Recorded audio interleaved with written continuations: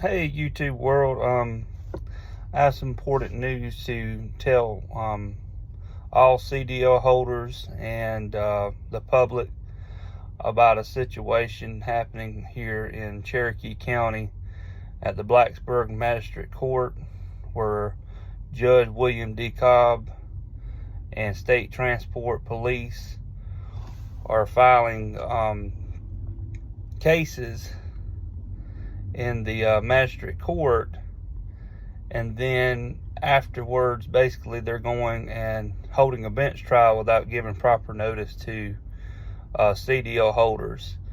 And these CDL holders are going, and basically whenever they go across the scale in another state and they get pulled in for an inspection, they are going and finding out that they're losing their license. And I was just wanting to let everyone know about this unethical behavior that is going on there in Cherokee County.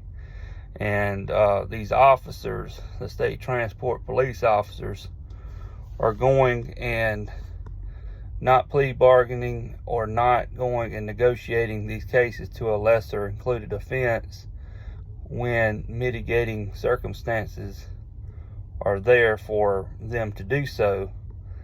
And they're not acting in good faith, and they're not supporting it with facts of law, and basically they're not trained on the federal MUTCD manual that South Carolina has adopted back in 2011 by the Federal Highway Administration.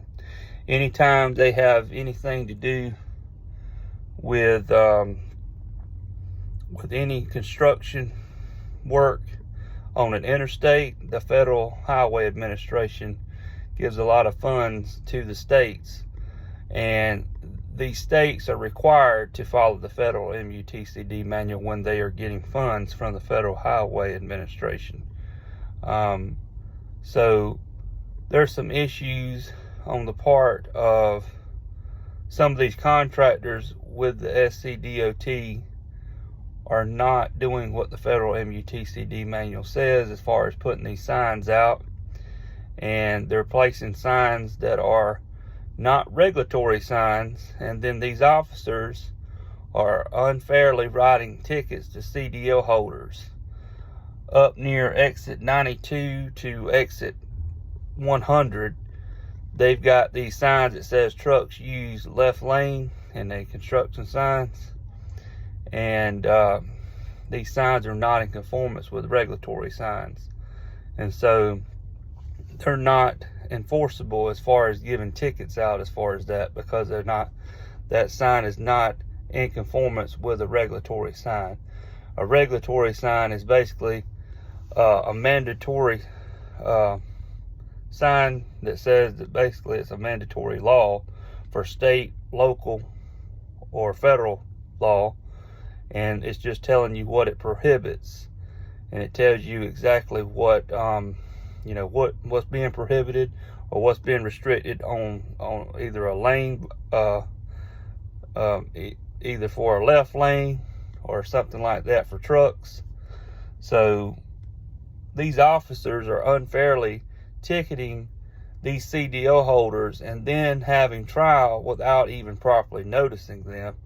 And these officers are also violating their constitutional rights as far as going and pulling over the trucks without probable cause. They're basically going and without seeing a violation or anything, they're pulling these trucks over and improperly pulling them over. They're not putting their blue lights on behind the truck or in front of the trucks.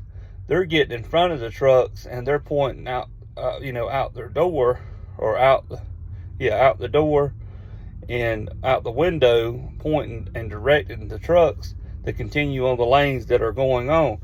And they are going and not stopping these trucks until they get to about a mile down the road. And so that could mean anything whenever they do that. Basically, there could be, if it's in a road construction, that could mean that the road, the road is closed ahead, or that could mean that basically there's a crash up ahead and they want to detour the traffic off the interstate to an exit.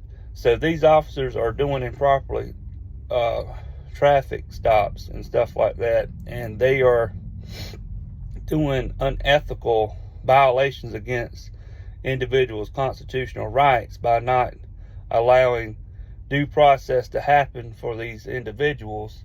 Basically, you've got a PSP report and you've got a SMS report for a truck driver, and they are going and they're putting these violations on the driver without having to go and prove themselves in court or prove their case in court beyond a reasonable doubt. And so the violation is going on the driver, and then basically they're going and putting these things on the PSP report and SMS report. And anytime a driver goes to a new job, the employer can see that PSP report. And so it is affecting these truck drivers when they're not able to gain employment, or they look bad because of what the violation is on there, and that violation violation has not even been proven beyond a reasonable doubt. And a lot of these violations are just equipment violations. So a lot of these equipment violations are not even something that would usually go on an MVR report.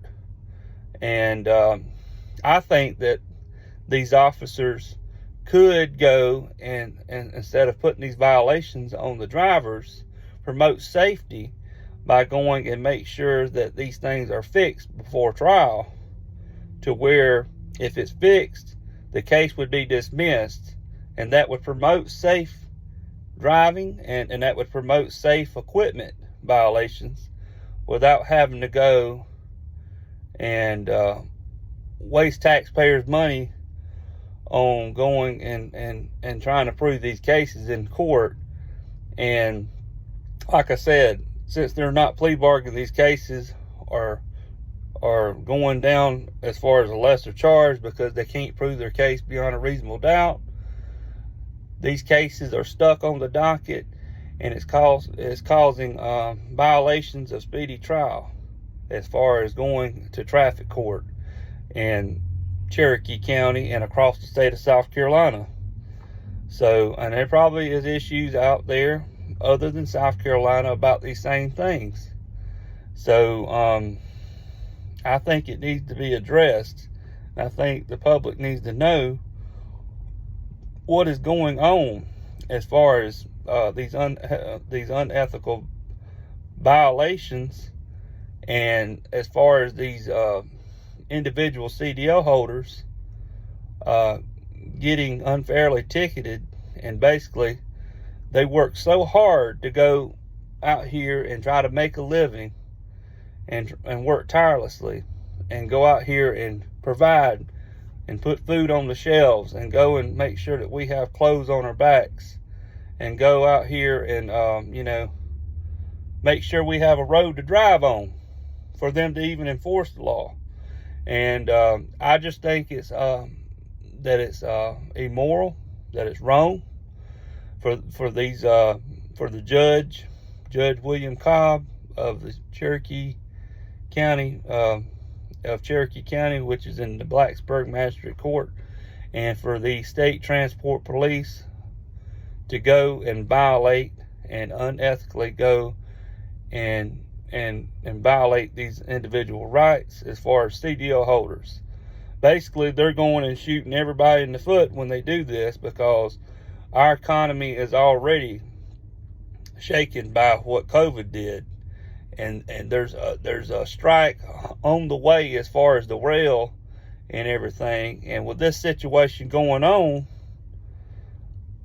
how can truck drivers make a living if they're doing all these things? And there needs to be legislation changes federal wise that would go through these regulations like a fine-tooth comb and weed out all these unnecessary regulations that shouldn't even be on the truck drivers, and also they need to go and they need to make policy and procedure changes to protect the CDL holders from things just like this. And they need to make an open door policy for the legislation as far as going and making sure that these citizens are going and being heard, and it's not just being swept under the rug. But basically right now you have to know somebody with importance before you can even get an investigation started by SLED, by disciplinary counsel, by FBI, or any of these people. And basically another public official don't want to rat on another public official. So it's kind of it's getting swept under the rug. These everyone deserves the right to due process and their constitutional rights. And with them going and basically going and just sweeping it under the rug and letting these unethical violations go, there's an issue with transparency with our government, with the fact that they are going and they're not being open. They're not telling the whole story. They're not telling the truth. And it is up to us citizens to stand up and say that we're not going to take this no more, and basically make a change with our legislation and our laws and this, wherever we may be, whether it be South Carolina or any other state. But we need to have an open policy legislation. And another thing that we need to have is we need to have a public index for these public officials, that whenever they are disciplined or whenever they have complaints filed against them or anything, that there be a public index for municipal, state, and federal public officials, whether it be law enforcement, whether it be agent, or whether it be DSS caseworkers, or any type of a public official that does any capacity of investigations, should have a disciplinary public record, that any time that they are publicly reprimanded, or any time that even behind the scenes at their own official place, if they've been disciplined or if they've been warned or anything, this should be on a public index for everyone to see. Number one, we have issues where other officers are going from one municipality to a county and then coming back because they're doing unethical things, and they're bouncing back and forth because they don't want to be caught. And not only that, they're not being held responsible when the council goes and investigates for misconduct. They're going and they're leaving the agency that they had this stuff go on, and they're going somewhere else to work as a police officer again. And that needs to stop. They need to have it where allegations of any sort, basically the certifications are going to be completely removed from that officer pending the investigation. Or if a judge is going and doing something he's not supposed to be doing, they need to be held responsible by them being stripped of their duties or certifications with the state. And they need to be able to be held liable for the situations where a lot of people are getting unfairly convicted and all these things because of the situation where these unethical behaviors are going on. And so I know that judges have a lot of immune to not being sued right now. There's a big loophole that they can go and say that we're immune because we're a judge or we're an officer. But they need to be held responsible and liable. They need to be, if they're doing something that they're not being trained on, and they're going out on a limb and doing something unethical, they should be held liable. They should be sued. they should be held criminally, liable too. So these situations need to change, municipal wise, county wise, state wise, and federal wise. So I think the federal government needs to make a standard here for all these states to go by that has a public index for everything as far as these public officials that are being disciplined.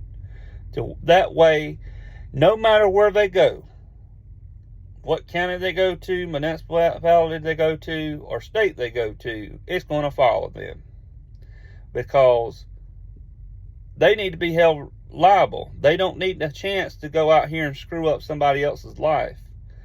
Us truck drivers, as far as what's going on there in Cherokee County, we need to rally against this.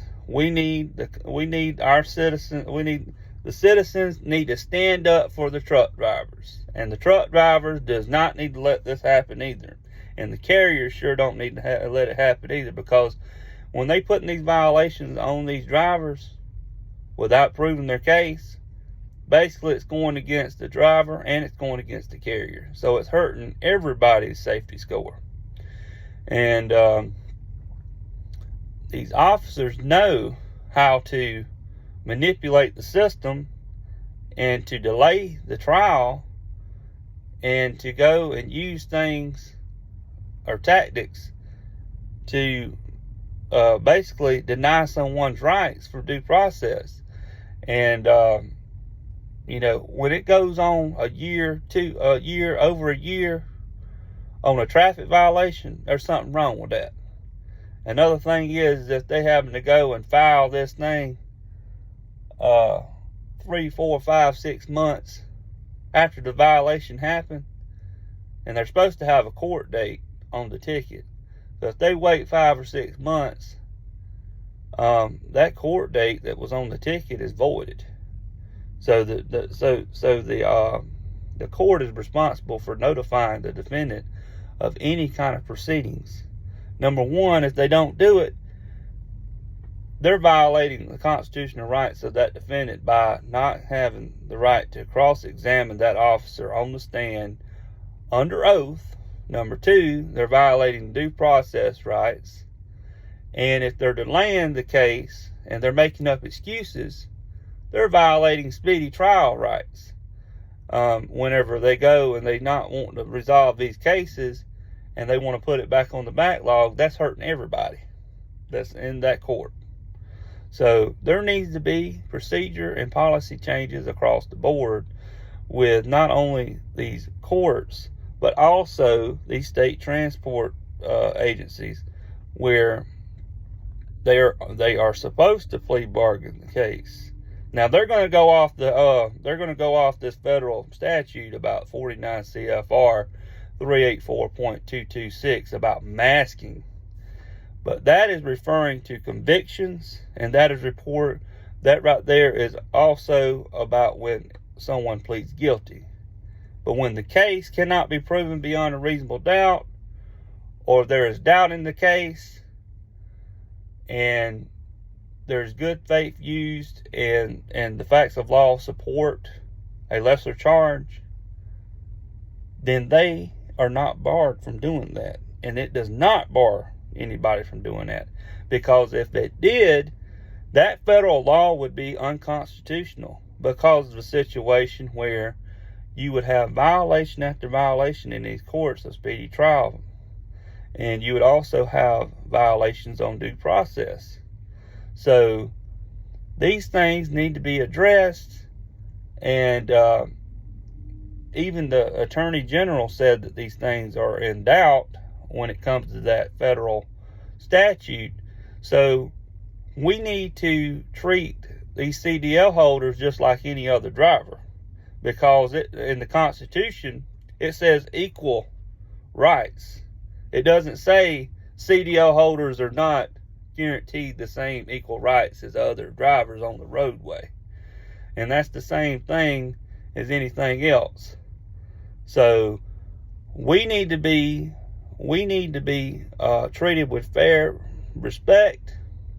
We need to be treated fairly in the court of law.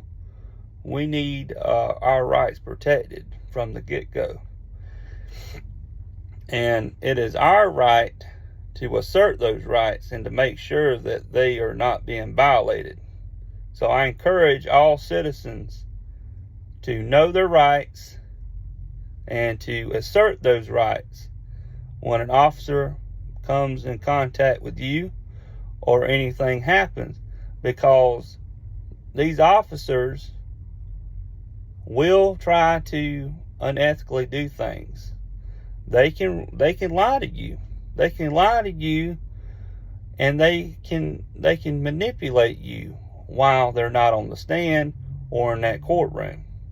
So just keep that in mind when you're in contact with an officer or anything, or being questioned. Do not speak to that officer.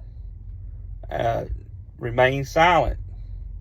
And also let them know that you want to speak to an attorney. They're not obliged to go and continue that contact with you after you've said that. So you have to assert your rights, just like any other thing. So it is good to know your constitutional rights. It is good to learn them. It is good to have these things being taught in school. That way we know what our constitutional rights are, and knowing that these officers do things that are unethical from time to time. And these judges do too. But it is time to make a change. Legislation-wise, and citizens need to stand up for their rights, and they need to make sure that they're being heard. So I encourage everyone to go and to stand up for what they believe in. Like my grandfather said, he said, you've got to stand for something or you'll fall for anything. And he said that always stand up for what you believe in. And so I'm asking everyone to do the same, and to make sure that their constitutional rights are not being violated, and making sure that our public elected officials are not covering up things that they should be taking care of, and making sure that they are following procedures, and making sure that we are being heard and legislation is being changed. And there's big issues out here that we need to be dealing with, and in order for you to have a good government that we can trust, you have to have transparency. You have to have where you can actually go in there and actually be able to open up public files, look at these things. You have the right to FOIA requests, all these things. And that's another thing. I asked for a FOIA request from State Transport Police and from the Blacksburg Magistrate Court. They're dragging their feet.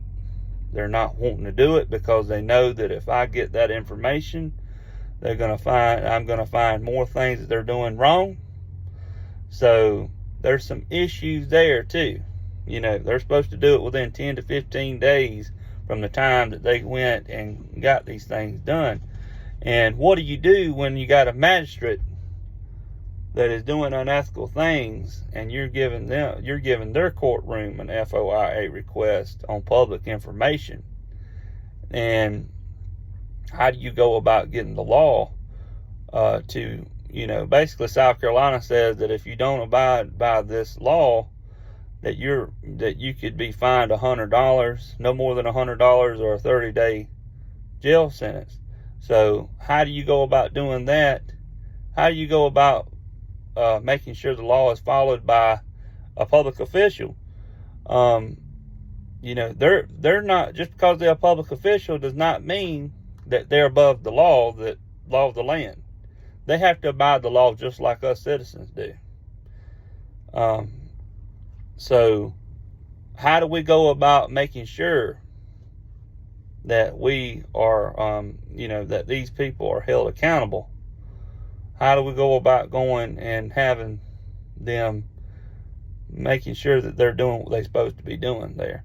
So there's some big issues. So I really do hope that the people look at this and that, they'll want to make a change. Our First Amendment gives us the right to free speech, freedom of press, and the freedom to go and assemble. So with that, we have the right to go and make sure that this government is following the letter of the law and making sure that they're held liable just as well as we are. So I encourage everyone to go out and to, know their constitutional rights, but also stand up for what's right and make sure that this stuff don't go on as far as these unethical behaviors and unconstitutional breaches for every individual that's being violated, basically. All right, I appreciate y'all's time, but I've got to go. I've got to work. I'm a truck driver. But I appreciate your time. Thank you. All right.